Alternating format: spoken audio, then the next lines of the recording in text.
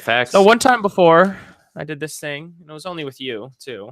One of these times I gotta do it with Caleb, but we're doing Excuse Me What, where the local buffoon Cy reads an article and I don't know, a buffoon can spot a buffoon kind of thing. So when I read this headline earlier this week, it definitely caught my eye because I was like, oh, geez, this isn't going to surprise me if this is the case. So it's an article on Newsweek, and the headline is John McCain once suggested Trump's new Secretary of Defense, Patrick Shanahan, who was the Deputy Secretary of Defense under James Mattis and now is the acting one, was being a fox in the hen house over ties to Boeing. And I go, oh, geez. Let me just read this real quick. Let's see what's good. So Trump, Mattis resigned, which you know, and basically was like, hey, I'll give you sufficient amount of time to find your own Secretary of Defense. Like, I am, he definitely did resign over circumstances that we've never seen before, and it was quite extraordinary, but he still is a soldier and is not just going to be a dick ever to be one, just to be one.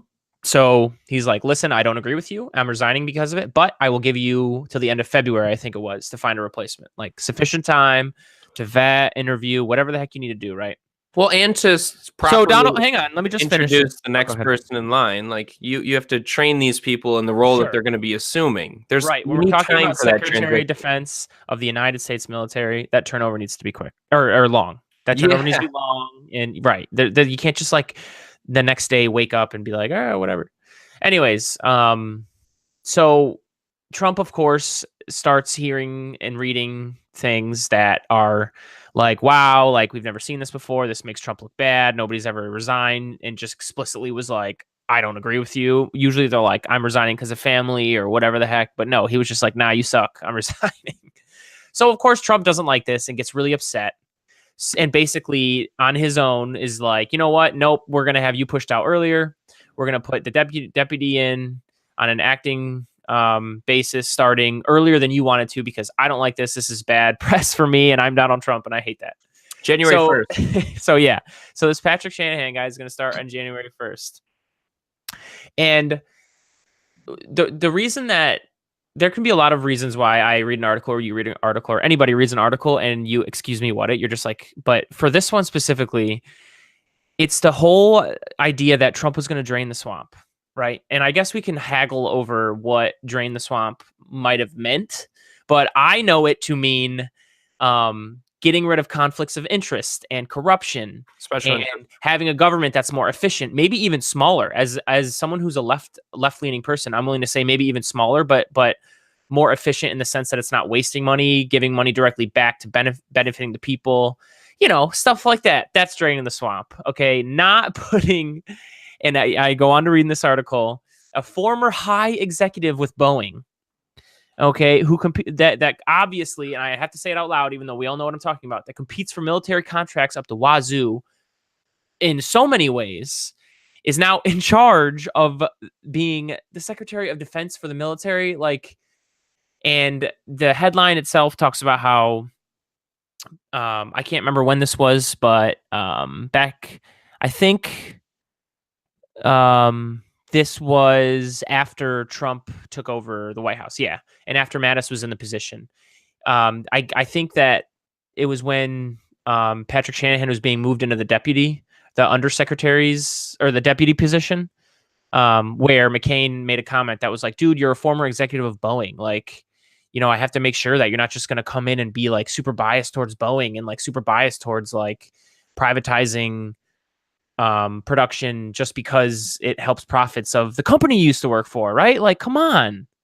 So these articles excuse me because it's just once another thing that blows my mind that anybody bought in or believed that Trump was going to drain any swamp or do anything that helped anybody but himself. I don't understand why people believe this. Trump doesn't care. Trump will easily move someone out like James Mattis, who this person on the left and who this veteran on the left has strong respect for and liked that pick, was a big fan of that pick, even though I do not like Trump. You're going to easily shove him aside and just basically tarnish him and smear him because he makes you look bad, and you ran on draining the swamp and being this like person, and you just stick former executives of military contracting companies in these positions. Like, what the fuck? Like, please, someone find me someone who still says Trump does things for others and not himself. I want to talk to that person. It just frustrates me, man. Now, I'd be very surprised Yeah. to know that Trump is actually aware of. That's the point, though. Then What he is was this never going to guy's drain name? the swamp. Patrick Shanahan. Yeah. His background, right? I don't think Trump's that involved, but yeah, I mean, Still the point. it's very obvious that he slowly came to realize the terms that Mattis left on. It bruised his ego, and being the petulant individual that he is, was like, Right. fuck this, get this guy out, do whatever we need to do, and get the next guy in. Even though you're only damaging your own administration in the process by doing that. Mm-hmm. Yeah. And like I said, it's the bigger picture that makes me, what articles like this. It's the bigger picture of people who still believe to this day that like Trump is their champion, and doesn't care about only things Trump, but actually cares about like everybody and like what's best for everyone. Like, no. And also the bigger picture that makes me what this is, his poll numbers continue to stay where they are. It's incredible. It is freaking breathtaking. The political brilliance of Donald Trump. You know, I know a lot of people will mock him and maim him for having low numbers since the beginning of the presidency compared to other presidents, but those numbers have stayed the same, even through all of this craziness. So I've talked about how that's political power in itself before, and yeah, I always take that with a grain of salt. It's crazy. I think there's a good portion of people on the right who are still diehard Trump supporters, but I think there's also a good portion of people on the right who don't want to admit that they fucked up. We'll see. A lot. If the economy continues to do worse, a lot will tell us what it really is in the poll numbers then. Mm-hmm. Because if the economy crashes and his poll numbers really don't move that much, then I would be willing to, at that moment, proclaim Donald Trump as the most brilliant American politician in history, at least like among the most brilliant. Because no matter what happens, the whole country could be burning down, and he plays politics so well that people have this trust and belief in him that literally he can do no wrong. And that is political brilliance. That is what it is. That is such power in its own right. It is.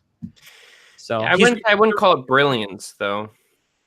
On some level, well, I think he's inherited brilliance, but it's not stupid. The man knows what he's doing. The man knows the power he wields. Is he careless with it because he's a child and selfish? Sure. But like, dude, you don't get to where you are because you don't know what the hell you're doing. Just saying. That's all. And if you don't want to call it brilliance, that's fine. But there's definitely something there. Okay.